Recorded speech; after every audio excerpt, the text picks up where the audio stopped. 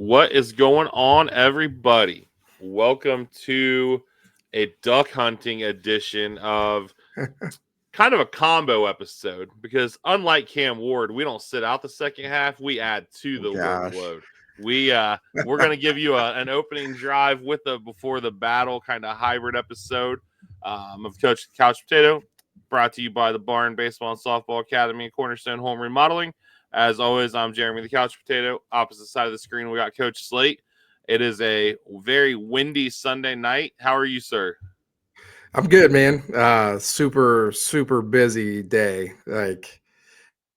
Just crazy. One of my best friends from college turned 40, so we had a surprise party for him down in Columbus. And after that, we had another Christmas party. So it was just like getting the kids where they needed to be, and it was just a lot of driving. And like you said, it's super windy, so that wasn't fun. But all in all, everything's good, man. I'm here with my guy, so everything else is good, man. How's your day going? I know you're getting Jaden ready for something, so I know that's Yeah, a it's lot of been fun. a wild weekend. We had two Christmases yesterday, so we started those festivities about 11 a.m. and wound them down about 2 a.m. Okay. Um, with a pretty intense game of blackjack. Oh. Jaden was the dealer. He said he Oh. would play as the house, and needless to say, he walked out with all the money. Um, in true college kid fashion. And then so we've been spending today trying to get him ready. His trip starts, I guess we'll say tomorrow, to Reno, Nevada, uh, for Team USA trials, trying to represent Marion on the big Yeah, there stage we go. against a lot of the best in the country. So it's Yeah, been that's pretty wild, cool, man. man. Yeah. Yeah, Um, yeah. yeah, He's he gonna was kill it, actually man. I know it. I hope so. He was down in Columbus today getting some work in with his buddy Carter. Who, we've said before, Carter's dad, Craig, is a loyal listener. Um, so I'm sure he'll probably actually listen to this episode on their way out. I think they're leaving on the day of the game, Okay. um, or New Year's Eve. I can't remember what Jaden told me. Um, Okay. so yeah, lots of Ohioans headed out there. So safe Yeah. travels to everybody. Yeah, man. That's Um, awesome. yeah, so we're a couple weeks early for this episode. I thought we would be seeing this episode in the at the end of the season. Um, Yeah. with that said, I'm going to call my shot and tell you that I do think this is the de facto national championship game. Yeah, no, I agree with that. I think with the way the Buckeyes, showed up against Tennessee, if that same team shows up, I think it's the two best teams in the country. And Oregon is a very, very good team, well coached. Coach Lanning is going to have them ready to go, and so it's going to be a good one, man. The de facto national championship. I have to agree with that, man. I think these are the two best teams in the country. Yeah, absolutely. And both of these teams obviously have shown weaknesses at times. Um, Obviously, Ohio State's have been more documented, even nationally because they've lost games. Oregon has not lost a game. Yeah, Um, you know, Oregon fans will tell you they didn't play their best against Ohio State, and they might not have. yeah. But Ohio State has been a totally different team for the most part every week since then. And, Hmm. we saw that kind of hit its apex last week. Yeah. Um, Yeah, I agree. I agree with that. I think Oregon fans are obviously going to say they didn't play their best against Ohio State, but I also think Ohio State didn't play their best against Oregon either, and we know how that game ended. And so, I think this is a huge test for the Buckeyes coming off that big win, with everything that they've got going on. They looked like we always thought they would, right, against Tennessee. And so, how do you follow that up?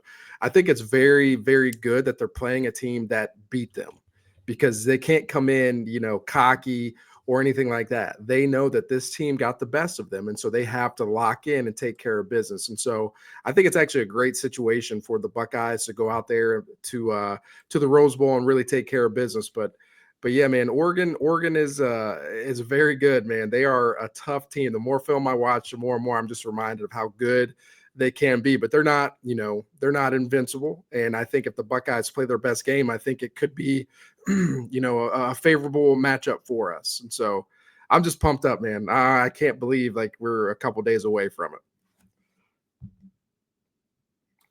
Yeah, absolutely. And then, obviously one thing that stood out in the first matchup was no Jordan Birch. That guy's good. But I also don't know that some of the guys who looked like world beaters in that first game can do that again. Yeah. Nor do I think Denzel Burke looks like a steaming pile of landfill, refuge. I mean, Yeah. uh, Yeah. I think I think Knowles has found some stuff since then that is allowing to, I don't want to say mask Burke, because Burke doesn't need masked. Yes, he's had a couple rough games, Mm-hmm. but a game I know you're going to dive into for Oregon. They played Wisconsin, who I don't know that Wisconsin would go undefeated in the MAC, Yeah. and it was a 16-13 game.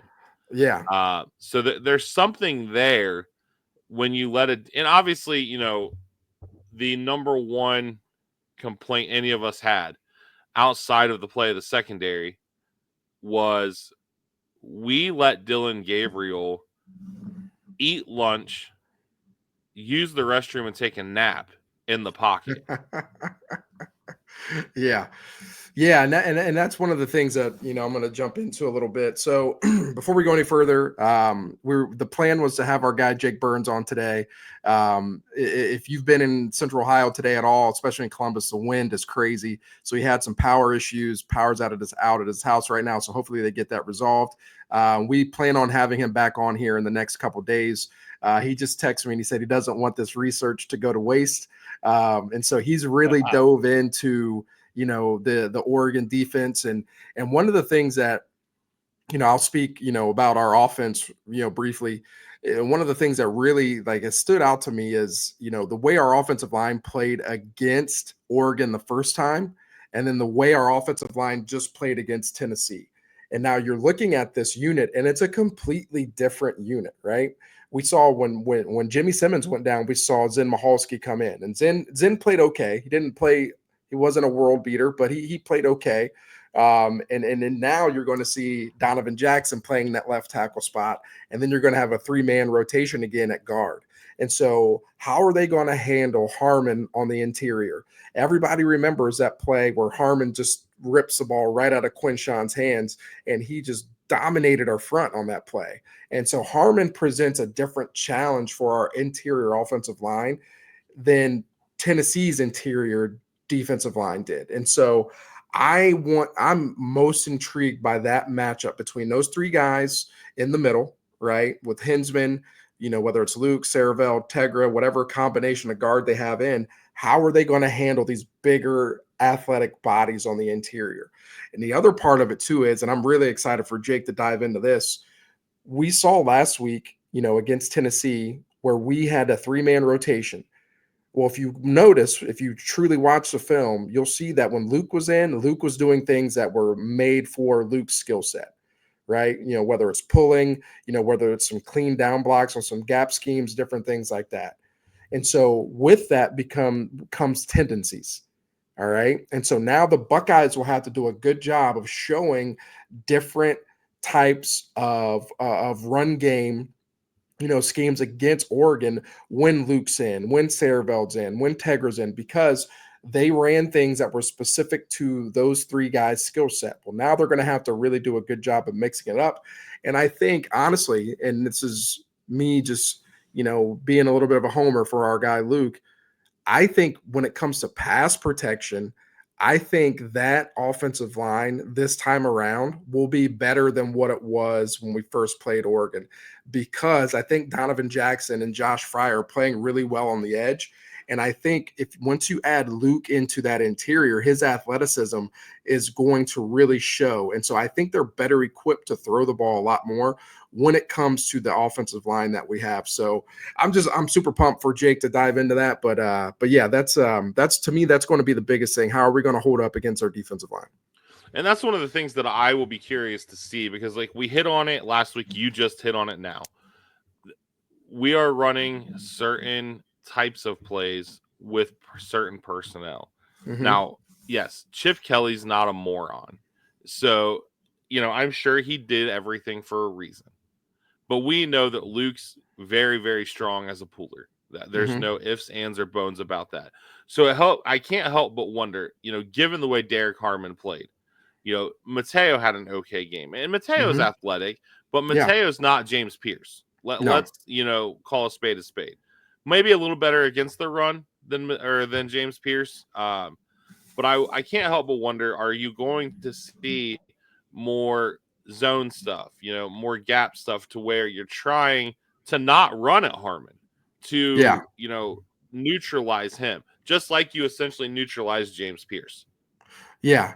And that's going to be the chess match when it comes to our run game. How are we going to handle that matchup on the interior? But it comes down to this. You and I have both said on here we've been staunch defenders of we've got to win the rushing battle. I have dove into that theory more so than anybody else.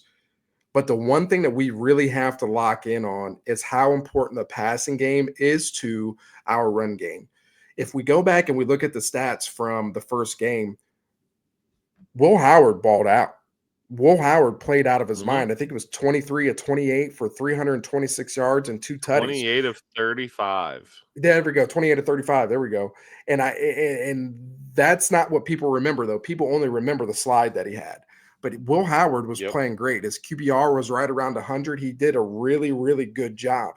And so I think you'll see the Buckeyes really dive into that pass game because I think Oregon's defense can give up some yards. If you don't believe so, go take a look at some highlights of the Penn State game. They gave up 37 points to that Penn State offense, and we know what we did against them, right? We know we shut their offense completely down. And so they are susceptible to big plays. They are susceptible to, things over the middle. And I think, Will Howard, if he comes out aggressive like he was in this past game, I think you're going to see another big game. And what that does is now, if we play with some tempo, now we're going to really see those seams, vertical seams in the run game open up, and you're going to see the Buckeyes potentially rush for 140 to 160 yards again and have an efficient run game. It doesn't have to be a dominant run game. It needs to be efficient. And when they need to get yards, they can get yards with the run game. And so I think it all, again, stems from that passing game. How are we attacking them in the passing game? We've got to get J.J. Smith a lot of targets. We got to get Emeka a ton of targets. Again, I know against Oregon the first time he had, I think, around 10 catches. How are we getting these guys involved? And once we get them involved, that's going to open up lanes for Trey and Quinshon on the interior. Yeah, absolutely. Emeka had 10 grabs for 93. JJ had 9 for 100. Okay. And then when you look at the rush game, though, was one of those games where the stats were very misleading. Mm-hmm. We had Trey with 10 carries for 87 yards, but 53 of those were on one play. Yeah. Will carried the ball 9 times, 32 yards, but a net of 13 because he lost 19. Yeah. Quinshon, not his best game at all. That we had the strip, 11 carries, 24 yards. So yeah, I mean the offense did their job in that game, but it all comes back to the defense. I mean, like I said, Dylan Gabriel, dude could have been playing PlayStation back there. I mean, it was just his accuracy numbers weren't great. 23 for 34, but 341. But Yeah. when you look at it, he had completions of 69, 48, 32, and 32. Yeah. I mean, that's not a recipe for success when you're a defense. And then you couple that with Jordan James carried the ball 23 times for 118 yards. Yeah. Yeah, and that's one of the biggest things, and that's what we're going to dive into when it comes to the defense. How do we eliminate the big play? Listen, you're going to see them continue to take shots. They are going to try to get in Denzel's head immediately. Yep. I can almost guarantee it. They know that he struggled against them last game, and so if they go out and they're able to hit a big play, whether his coverage is good or not, that sits in your mind as a Oh defensive yeah. back. Trust me, I've been there, and it's not a fun place to be. I remember playing St. Xavier when I was in college. One of the best teams in NAIA, and they completed a wheel route on me, and then that was in my head the next game, like the rest of that game, and so I'm back on the hash trying to defend post, and now I'm just worried about giving up that big play every single time. And so that is something that they are going to try to do right away. I do think the Buckeyes have done a really good job of rotating that group, which really started against Oregon. But they've done a really good job of rotating that group, whether it's Jermaine, whether it's IGB, or whether it's Denzel. And so I could see them, if that happens, they go to that rotation immediately to kind of switch things up, allow people to get their mind right. But I can guarantee you that the Buckeyes are scheming up something coverage-wise to really protect those corners and to eliminate the big play, while also trying to be aggressive in the run game. You cannot give up big plays to a team like Oregon. You've got to make them work down the field consistently, right? And so how are we going to do that is going to be the real test for us. And I think with the way the defense is playing, I think it is really set up for us to come back and really do a good job of slowing their offense down. But the one thing I want Buckeye fans to remember, I know our defense is only giving up 11 points a game. I know our defense is phenomenal and arguably, which I think, the best defense in the country. I know since that Oregon game, we've re-engineered our defense and we are playing lights out. We ain't faced Oregon since we played Oregon. Yeah. Right? We have not. So I want you guys to understand that if the Buckeyes give up 24 points, it's because Oregon's really good. They're a hard team to slow down. All right. And so I want us to understand that. This is not a game where we're just going to go out and completely shut them down. They have some really good guys. Dylan Gabriel's the real deal. Those receivers are the real deal. We have to get stops when we need to get stops. That is going to be the biggest thing for us in this game. But understand, this team is really good. So if you're expecting the same type of performance that we had against Tennessee against these guys, understand that it may not happen. All right. Oregon is the truth. They are a really good team. And so the Buckeyes just have to do a good job of staying disciplined and really locking in on those third downs to get off the field when they can. Because I think if they do, I do not think Oregon's defense will stop our offense. I really don't. Yeah, I don't know that either defense is going to have a banner day, if we're being honest. Yeah. One thing, you hit on the re-engineering of the defense. This was a game that Jack Sawyer played 59 snaps, JTT played 55, and a guy who is arguably playing his best football as a Buckeye, Kenyatta Jackson, only played 17.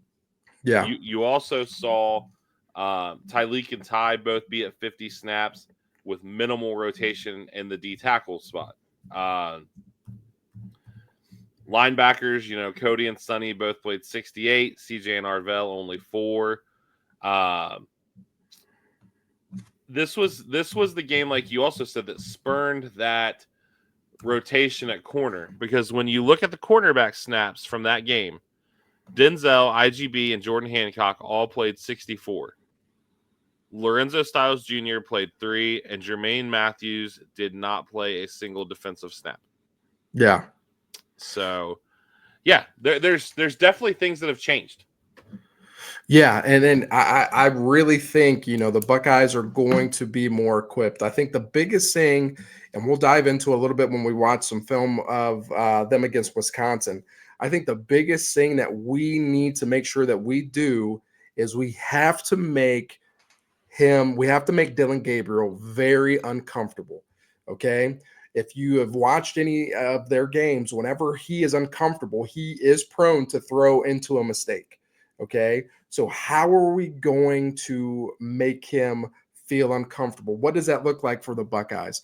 I think one of the things that it will look like is you're going to see a lot of different personnel packages up front, right? We may not see like a true jack, but I would not be surprised if we saw CJ Hicks on the defensive end at some point, even if it's for 2 or 3 plays, or it's him as a linebacker blitzing off the edge. They have to find ways to get creative to get him off of his mark, because if we let Dylan Gabriel sit in the pocket, He's a very, precise quarterback. He's a Heisman finalist for a reason. He's able to do really good things when he's got time. And so we have to do a good job, just like we did against Tennessee's quarterback last week, Nico, from Tennessee last week. I think we've got to find ways to get creative with the stunts, with the blitzes, while coupling that with some with coverages that really, don't put those corners on an island against Evan Stewart or Tez Johnson all the time. Because Tez Johnson, I'll be real, Tez Johnson's the fastest receiver that we've faced all season long. Right. So he's got such big playability. We just got to make sure that we're helping them out while also trying to get pressure in creative ways. Yeah, absolutely. And I think you'll see some stunts and that type of thing. Um, it's just crazy that we are at this point to where this is the game. I mean, Yeah. we got the rose stripe coming back. The Ducks are rocking Kobe's. I mean, it has the feeling of a heavyweight fight. Yeah, no Uh, doubt. so before we kind of dive into, I say we'll go ahead and throw some predictions out at the end of this. Okay. That way we can really focus on the film side if we get Jake on before Wednesday. Yeah. Let's go ahead and watch some film, from the Okay. Wisconsin game, and so we can kind of see what you're talking about. Yeah, and one more thing before we move on. All right, I do want to point something out that is a glaring, thing that you're going to see on film, that the coaches are likely going to see on film of the Penn State game. Penn State, had Drew Aller not thrown 2 interceptions, likely wins this game. I'm just going to be honest. And why do they do that? Because they rushed for 297 yards on Oregon's defense. Okay. Katron Allen had 14 carries for 124 yards. All right. Average 8.9 yards a carry. Nick Singleton had 10 carries for 105. Okay. Average 10.5 yards per carry. Drew Aller had 5 for 54. Okay. So they were able to find some creases and really hurt them. The issue was they turned the ball over. And so I think the Buckeyes, when it comes to their run game, they're going to see some things in this film that they are going to be able to exploit. All right. But let me share my screen. Hopefully Huddle's cooperating. All right. It looks like it is. I know that we've had some issues with it. Share screen. Let's go. Huddle. All right. I see it. Look at All that. right. We're live. We're ready to go. Okay. So this is their game against Wisconsin. Now, why are we showing this game? We're showing this game because Wisconsin was up. Okay. Wisconsin was up in this game by quite a few. I believe they were up 10-6 at one point. All right. I mean, They it was went a into halftime. 16-13 game. Yeah. Yeah. They went into halftime up 10-6. Going into the fourth quarter, they were up 13-6. And they ended up losing the game 16-13 because they gave up 10 points to Oregon in the fourth quarter. Okay, so why do I want to show this? Because I want to show that, Wisconsin's defense, which Luke Fickell is one of the better defensive coaches in the country, did a really good job of slowing their offense, Oregon's offense down. But the one thing that we really need to pay attention to as well, last week we faced a Tennessee team where they are super spread out. Right. And they're trying to create as much space. Danny Lanning believes in spacing, but he also believes in having power formations like this. And so you're really going to see some condensed formations, a couple tight ends on the field, maybe an extra lineman. These are things that they're going to try to do against us. They had success with it in the first game. I guarantee you they try to come out and do it again. Okay. So right here is just some basic interior run that we have from them. All right. It's just some more, inside zone. One of the plays that, we have tried to hammer down, teams' throats and haven't had success. I will say this, Jordan James has the ability to create some big plays in the run game if we let him. All right. He's a really good one cut and go. If he doesn't get tripped up here, right, he's out the gate. Okay. This is one thing that the Buckeyes really have to do a good job of. It's tackling, because he is very capable of creating some big plays in the run game if you let him. Okay. But, Wisconsin gets shoestring tackle, stops him for a 4-yard gain. All right. Live to play another down. All right. You get 2nd and 6. Here's another angle of the same thing. Out wide, condensing down tight, trying to really overload. making you guys play gap sound football on the defensive side. Okay, but you can see right there, if he gets one more step, he's out the gate. Yeah. Okay, so we got 2nd and 6. Let's see what they try to do. Okay, again, not a super spread formation. All right, we've got our tight end down here. We've got an H-back up here with 2 split receivers. Okay, and what do you see? They take their shot. Okay, if they have a situation where we are one high and they see Caleb Downs work down or Lathan Ransom work down, and we've got IGB and Denzel on an island like this is where they're going to take their shot. Dylan Gabriel's capable of making these type of throws, and these guys are capable of going out there to make big plays. So this is where, these corners really have to lock in on their technique and be focused on all the little details so that big plays do not happen. All right, let's see how the Wisconsin corner does here. Good footwork. Doesn't fall for the stutter. That's not bad. And shout out to this free safety. I want you guys to understand something from this free safety. This is hard. That's a lot of ground. This dude gets from the opposite hash all the way past the numbers. This is a defensive coordinator's dream for a free safety. That is a far way to go. Okay. That is a far way to go. He tracks it. Boom, big hit, right? Now, why is that important? Because they now know, okay, if we do this, they've got a safety that has the ability to get there. Okay. If you remember back to when, the Ohio State was playing and Denzel was giving up those big plays, he didn't have much help over top or underneath. It was just him by himself. Okay. So if we have a situation where I think Caleb Downs is able to make this type of play, all right, just like this free safety, these are the type of things that we have to do. By any means necessary, eliminate the big play. That's a phenomenal job by that safety. Holy crap. That was crazy. Because, I was going to ask you about that. At the snap, he's essentially within 10 yards of the line of scrimmage. I mean, what do you consider almost like a cover 0 look? Because he's almost in. Yeah. He right now. Okay, so these are the type of situations where you have to understand, the type of guy that you have at the safety spot. All right, for me, if I don't have a safety that can, cover this type of ground, because you can see he's right around 10 yards and then he starts creeping.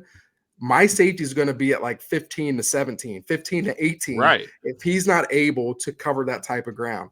I think this is a situation where they trust this kid, obviously, to get there. And so he just completely read the quarterback's eyes. And this is straight cover 1. They do a really good job of running it, but they have a lot of trust in this kid for him to get from 10 yards on the hash to the opposite numbers, to the opposite sideline, pretty much. Like that's impressive. All right. But I would have them at 15 to 18 because I'm a hate big plays, man. They change games. And this is a situation where I wouldn't have a lot of trust in my free safety getting there, but it's a great job. It's a great job. All right. So now 3rd and 6. These are the situations where we have to be able to get pressure on Dylan Gabriel. Okay. When you see this type of spacing from them, they're likely trying to set something up. Okay. These are 2 of their fastest receivers. One's going to go in, one's going to go out. One's going to attack vertical. One's going to go shallow. One's going to attack vertical. One's going to go out. There's going to try to find ways to create space for these guys. Okay. And how can you do that? If a team's playing a lot of man coverage, you bring their splits in tighter. All right. So let's see what they do. 3rd and 6. You got to find a way to disrupt this guy. Got to get him off the field. You got to make him uncomfortable. Now, that same safety, okay, that we were talking about did a great job. All right. Does a really not so great job in rolling down into the box here. All right. There's nothing that should have stopped him. Okay. So they're rotating into what we call cover 3. All right. So we're going to have these outside backers playing in the flat in this area right here. Okay. You're going to have the corner working here. You're going to have this corner working there. This safety worked down, and now he becomes an extra hook defender. Okay, because we want to allow this guy to stay in the box to spy here. Okay, and now you're going to get that free safety to work back into the middle of the field. All right, so they're basically dropping their strong safety down into the box to free him up to keep his eyes on Gabriel so he doesn't escape the pocket. Okay, and so you feel comfortable doing that. You're going to have a hook player, you're going to have a flat player, and you're going to have a hole player. You feel pretty good about where you're at. We would like to see this strong safety really work down a lot harder. There's nothing stopping him here. He should be sprinting to this route. But does he sprint to it? No, he stutters. Okay. Why is that important? 3rd and 6 or longer, it's imperative that we get stops. We have to find a way. There's nothing that's holding him right here. He should have been reading number 2 and sprinting right to his hip because he's got help on the interior already. But he stutters, allows them to keep the drive alive. Okay. Those are things that we have to make sure we're locked in on. Now, I will say this. I think our safeties are a lot better than Wisconsin safeties. I think you're going to see us do some similar things like this where we're rolling into cover 3. Okay. I think Caleb Downs and Lathan Ransom would do a better job in that situation. I mean, ultimately, I feel like it's going to hinge on the pass rush. If you can get home with 4, the flexibility that Knowles is going to have is crazy. And Yeah, if I remember right, watching the film from the Oregon game, I believe that was the game where Jack and JT both did a terrible job of even trying to collapse the pocket. They got pushed upfield a absolutely. ton. Oh man, it was terrible, that game. It was not good. You know, we were getting forced upfield. Dylan Gabriel had all sorts of time. And I think that's where that word re-engineered came. There was a way that Jim Knowles wants things done from the front, and there's a way that Larry Johnson wanted things done from the front. And it was imperative that we went to what Jim Knowles wanted to do with his defense. And so I think you're going to see a much better game out of those two because I think we're going to move them around. We're going to do some different things with them that are going to allow them to get some one-on-ones and actually win them. And I think the Tennessee game was a really good marker for us with a lot of the stunts that we ran where, you know, Tyleek is looping outside and JTT is looping inside or stemming inside. Like those are some things that I really think that are going to help us in these type of situations. Okay. Now, the one thing that we see from Oregon as well, they've got athletes out on the edges. Okay, they're going to try to get us in some of these stack situations like they're in now. This is a perfect formation to run a lot of simple RPOs out of, just to get the ball out in space to your best players and allow them to go win their one-on-ones. I guarantee you, in Evan Stewart and Tez Johnson and their tight end Ferguson, they have a ton of faith that they're going to go out there and make Ohio State players miss. I guarantee it. Why is that? Because they're very, very good players. We have to do a good job of tackling in space. So what you'll see here, it's just a simple RPO. You can see that these two guys, the guard and the tackle, we call this GT counter, they are pulling, okay? They are pulling and showing run action.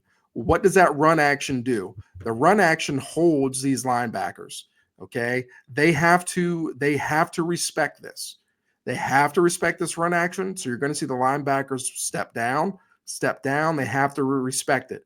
What does that do? It allows them, if we pull the ball, to go out here, get a ball out quick, and now this guy can beat him inside, all right, because we've got this guy stepping down, okay? These are situations where we have to win these one-on-ones on the outside.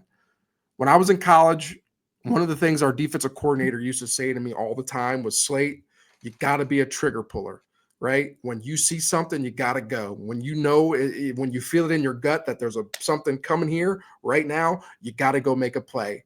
We need trigger pullers on our defense on Wednesday, right? This corner does a great job of just beating his guy one-on-one and going to make a play. Okay, that's a negative play. Those are the things that we need, right? Those are the things that we need when they try to throw these simple screens. Make the guy miss, get downhill, go make a tackle. All right, so now we got him in 2nd and 11. This is right where we want him. This is right where we want him. Put him in some uncomfortable spots. What do I love about this? I love the fact that Wisconsin is showing some different fronts. Okay, this is old school bear front, one of my favorite fronts. All right, you're going to have a shade or a zero technique nose guard with 2-3 technique defensive tackles, and you're going to have your 2 outside backers walked up. This covers up all the offensive linemen, which is going to create one-on-ones for everybody. And if it doesn't, they're going to cut some.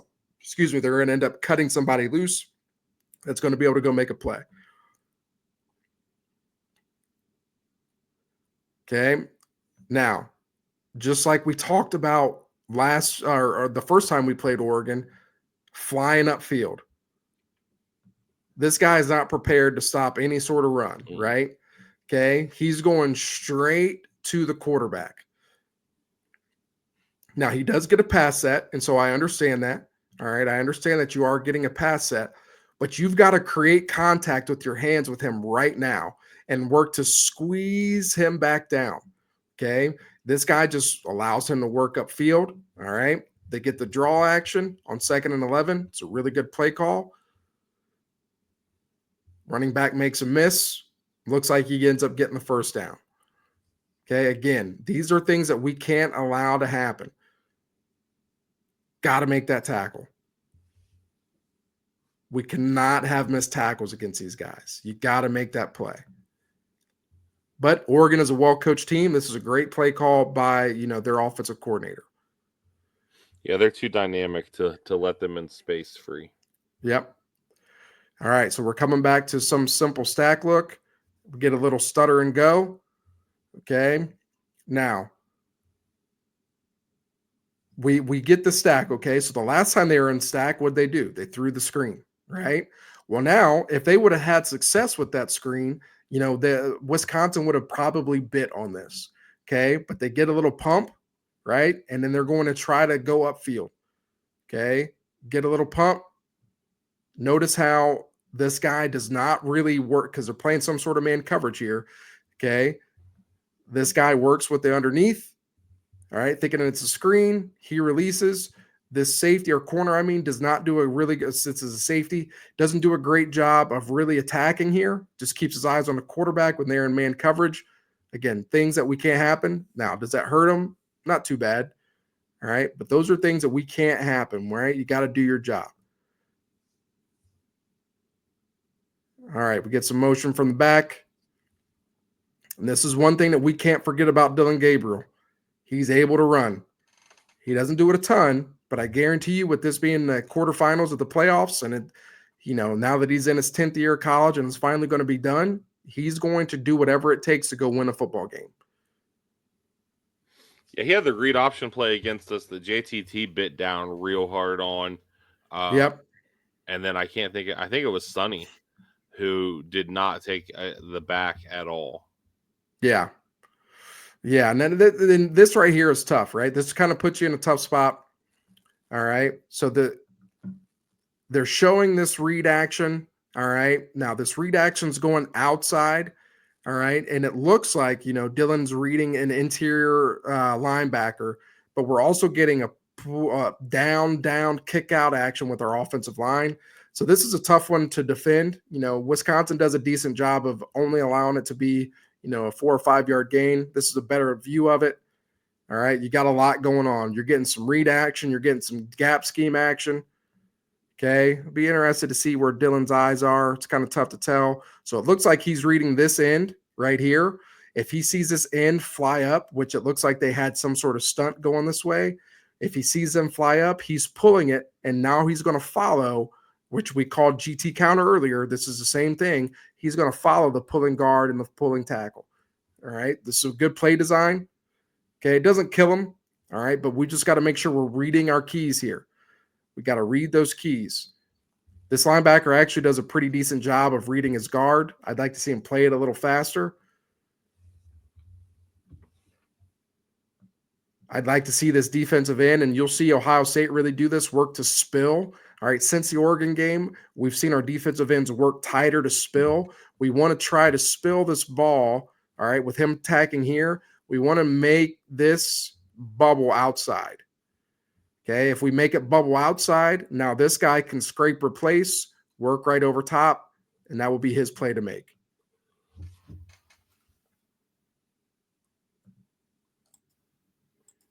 All right. So we get 1st and 10. We'll just finish this drive.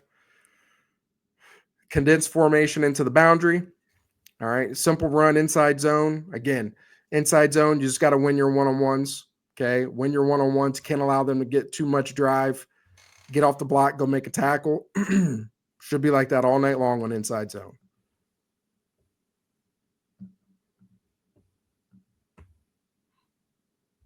Yeah, I mean, because that was in a game that, Tyleek also, I think, I heard you say 100 times, on that film, Tyleek never won one-on-ones in that game. And these are games where it comes down to you winning some one-on-ones. Okay. Now, this is a really good job by Wisconsin. All right. They try to run outside zone here. All right. They do some two-back, split-back stuff. All right. Trying to get some action with Dylan and number 20. I believe that's Jordan James going back this way. And they hand it back this way with the outside zone action. This defensive end does a really good job of squeezing, setting that edge, long arming it, not letting it get outside. And then on the interior, you see guys win their one-on-ones, right? Look at this defensive tackle right here. Punches off of him, gets flat down the line, goes to make a play. Watch it quick from this angle. It's a great job by 94. And even if he didn't make fast. Yeah. And even if he didn't make the play, look at this linebacker working over top. That's pretty good defense right there. I'll take that all day. This is a disciplined football player, man. This is a disciplined football player. I love seeing that. That is good stuff. All right, 3rd and 7. What did we say earlier? We got to find a way to get off the field. In these situations, we have to hold them to a field goal.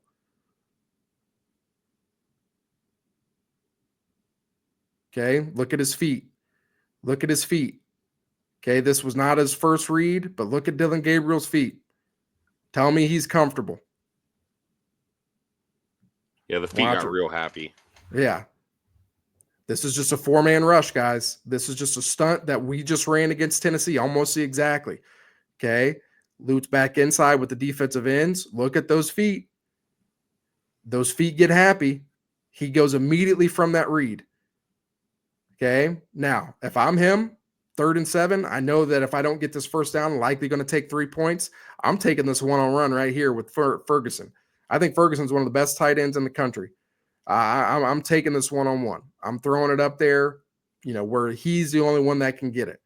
But he got happy feet, okay? Wisconsin does a really good job of taking away a lot of the underneath stuff. It's a good defense. But again, look at his feet. Wisconsin made him uncomfortable, so now he's got to force a throw, okay? These are the things that we have to do. All right, we'll watch it from this angle. All right, and then we'll go ahead and shut this down. But that just it wasn't a sack or anything, but it made him uncomfortable. All right, forces them to have to kick a field goal. And that's what we want. All right, those are the things that we need to see from our defense, and I think our defense is equipped to do those things. And I think, we are going to see our defense play one of their best games of the season. I really do. I'm not saying we're going to shut them down, but I think we're going to get timely stops.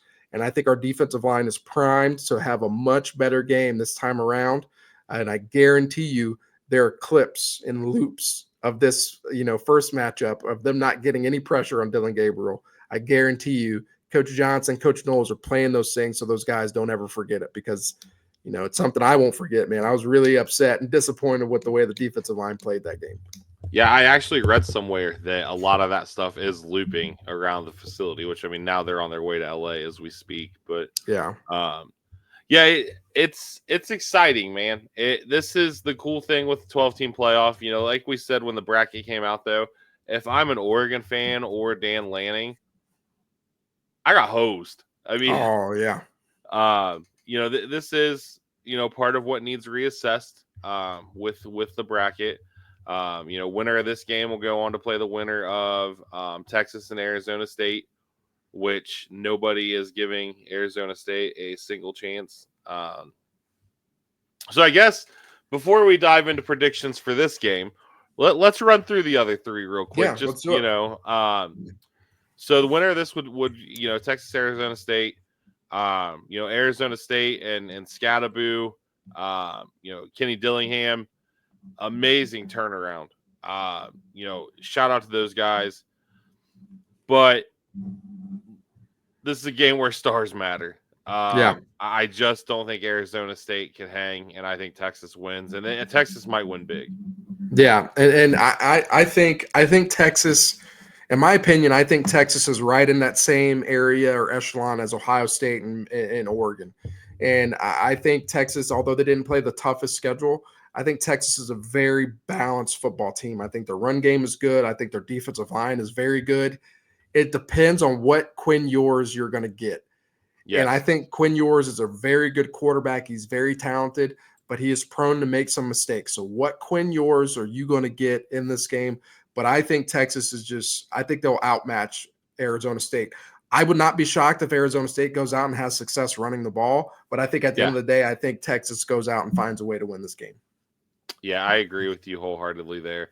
Bottom half of the bracket, then you've got Penn State playing Ashton Genty in Boise. Again, I don't think it is probably very close. I think Penn State's playing really, really good, and I think Penn State wins.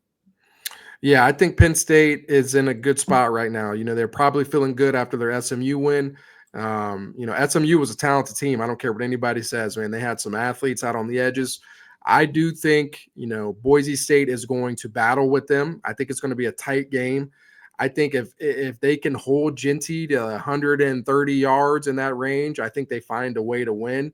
I'm doing whatever it takes to make that quarterback beat you. Like whatever it takes, I am making him beat us. Yeah. But at the end of the day, I think Penn State finds a way to win this game, and maybe some of the Penn State, Coach Franklin haters will settle it down a little bit because he's had a great two matchups with SMU and Boise State. Yeah. So, I mean, he got handed a cakewalk. Yeah. Winner of that game will play the winner of Notre Dame and Georgia. No Carson Beck, which, I mean, he hasn't been great at all this year. But I think Notre Dame pulls it off. Yeah. I'm back and forth on this one, man. I think Gunnar Stockton is a talented quarterback. I know Carson Beck's not playing. Coaching matters, and I think Kirby Smart is arguably the best coach in the country. I think Georgia's going to come out ready to go. I think Georgia's defense is really going to force Riley Leonard into some mistakes. I think it's going to be a very tight game, though. Will Georgia's defense be able to shut down, the Love kid in the backfield and eliminate those big plays?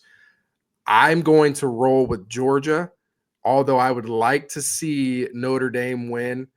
For my guy Phil Gunder, who's a diehard Irish fan. I would like to see them win. I will not be upset if they do. But I think Georgia finds a way to rally behind Gunner. And I can't pick against Georgia ever now unless they're playing the Buckeyes, because quarterback one, QB1, is down there on campus right now. So I got to go with the dogs, man. I got to go Georgia. All right. So that brings us to the Rose Bowl, the granddaddy of them all. Winner will go to the Cotton Bowl in Dallas to play probably Texas. We 5 months ago, we laid out our path for the Ohio State season. I had us losing in Eugene. And then on Before the Battle, I flipped the script and picked us to win. I also said we would beat them in the Big Ten championship game, so I missed out on that one. And I had us beating them in the Natty. I think this is the de facto Natty. I've said all along I think the Buckeyes win, and then we went through where I lost a lot of faith. And I can't do it. I think the defense gets one stop somewhere in that game, and I think the Buckeyes win 42-39. Okay. All right. Some 06, Ohio State, Michigan vibes. Okay. I think it could very well go that way as well. Either way, right? I think it could be whichever defense gets a stop is the one that wins the game. I could totally see that. I have that much respect for Oregon's offense. I have that much respect for what we're doing offensively right now too. But I think this defense is going to be playing with an edge, man. I really do. They've been hearing how good they are, right, since the Oregon game, but they haven't forgotten the Oregon game, right? And I will tell you this, there's something about a defense, a hungry defense that's playing with an edge. And I think they get more than one stop. I don't think they completely shut them down, but I think they get a few stops. They do a really good job of holding them to 3 points at times. And I think the Buckeyes win this game 34-24. I think it's a 2-score game. I think we find ways to get creative. One thing I notice, and I'm sure they do this every day, turnover drills is something that I always see. I think Lathan Ransom is going to get a peanut punch, and we're going to find ways to create some turnovers. And that's why I think we're going to get more than one stop. They still may very well have over 400 yards total offense, right? But I think the Buckeyes find ways to get 2, 3, 4 stops throughout the game because they are creating turnovers. And so that's why I'm going to go with 34-24. I think it's a very evenly matched game. I don't think any team's going to pull away from each other. But I think the Buckeyes, with the way we're playing, if we get that same Will Howard and we take care of the football, I don't know if they'll be able to hold us below, 28 plus. And so I think the Buckeyes find a way to take this game home, get to the semifinals. And I think we're going to win 34-24, man. That's what I got. Hopefully it works out that way. Will Howard's going to make them boys earn those TVs. Yeah. Yeah. And, that was the whole squad. That wasn't just the O-line. That was the whole squad that he got TVs for. So, yeah, I mean, obviously, we will see what we get to work out schedule-wise with Jake. Obviously, we'd like to have that up before Wednesday if we get to that point. So we'll let you guys know about that. But I think that's all we've got for this kind of hybrid episode. Yeah, man. No, that's all I got, man. I'm super excited for this game. I do have a quick shout out though that I want to give. Absolutely. I got a couple shout outs. So been a little under the weather the last 2 days. I don't know what's going on. Obviously, there's all sorts of sickness going around. Just haven't been feeling like myself. Facts. So shout out to my wife, man, just really holding it down. Allowing me to get some sleep and get some rest. We knew we had a big day today, and so she didn't want me to miss going to hang out with my college friends I haven't seen in so long. And so, shout out to my bride for holding me down and really making sure that I got the rest, to really, indulge in this big day. I'm struggling right now. You may not be able to tell, but I am struggling right now. But shout out to my wife. And then I want to give a shout out to, one of my best friends, Barry Quinn, 40th birthday. That's who we were hanging out with, fastest dude I ever seen in my entire life. Went to a regional combine, ran a 4.29, ran a 3.98 shuttle, like just freak of nature, and just my guy, man. He's one of my first friends at Urbana. And so we got to spend some time with him today. He's got his own clothing line, so you've probably seen me wearing some of the stuff. Oh, that's him. Okay. Yeah, Memento Mori. So, hopefully, we could get him on here as a sponsor. But yeah, I want to give a shout out to my guy, Barry, man. Happy birthday. 40 years old, man. I can't believe it. I'm the young buck of the group. I'm 38. So it's crazy, man. But yeah, those are 2 shout outs I had, man. Shout out to Jaden too. I'm excited for him to go out there. I didn't realize it was like the US trials or whatever it is. Like, that's a big deal, man. So shout out to Jaden, man. Good luck to him. Yeah, you're his clothing line, man. His stuff's fire. It's pretty good, man. It's pretty good. So little too many, shirts and jackets and Michigan colors. We got to get to work with that. Yeah. I was gonna say something. I don't even remember what it was now. Oh, about your bride. I was gonna watch it, and then we got ready to record. I gotta go watch a slime making video on YouTube. Dude, my daughter's got a YouTube page. Didn't even know. Yeah, had no clue. One of her videos has like 1,000 views. No idea. So I'm like, Oh, okay. Yeah, it's under my wife, but yeah, it's hilarious. That's awesome. And obviously it was kind of surreal. Yesterday was the 1-year anniversary that we uploaded the pictures for the logo. Really? Yes. Wow. We are about 2.5 weeks away from the airing date of episode 1. Wow, man. So we are closing, and we're gonna have to figure something out. We're gonna have to do something special. Yeah. Speaking Yeah, of man. special, we never even covered this because it was so chaotic this month. Shout out Isaac Beck. He won our bowl pick'em. Okay. There I we think he go. cheated. He probably has the best hair in Crawford County. Okay. Uh, yeah, he's a cool kid though. He has subjected himself to many dad joke from me. He goes to Colonel Crawford. They have trap shooting as kind of a club team there. Oh, that's sick. So he has gotten to go, I think, Michigan, PA, a couple different states the last year and a half. Cool kid, Yeah, man, that's kid awesome. center. I work with his dad, his dad is a loyal listener. There we go. That's awesome, man. If we don't have an episode up by like noon on Monday, I'm getting texts like, "Hey, man, I need something to listen to while I'm driving to my calls today." Oh, man. So I love it. And obviously, as we approach a year, shout out to with adding some sponsors. Jake at the Cornerstone Home Remodeling, Chris at the Barn, and then Evan Geyer at Dostal and Kirk. We did a few episodes, kind of courtesy of him and those guys. First year's been awesome. I can definitely look back and see growth, from us and everything you're doing on the graphics side, everything that we're doing content wise. I told Jaden and Sabrina tonight, I go, there are sometimes when we first started this thing that we would record an episode and I'd be like, okay, that was good. Yeah. Well, now we finished recording and I'm like, damn, that was fire. So yeah, we're gonna keep pounding this thing out, and Yeah, man. we're always looking for ways to improve, and I love it. So yeah, hopefully we will see you guys. We'll check with Jake, and hopefully he gets his power back on. And I know he's got a little one. I'm sure that's no fun having no power with a little. So Ooh, yeah. We'll see you guys probably again sometime before the game. Sounds good, man. All right, we'll see you guys.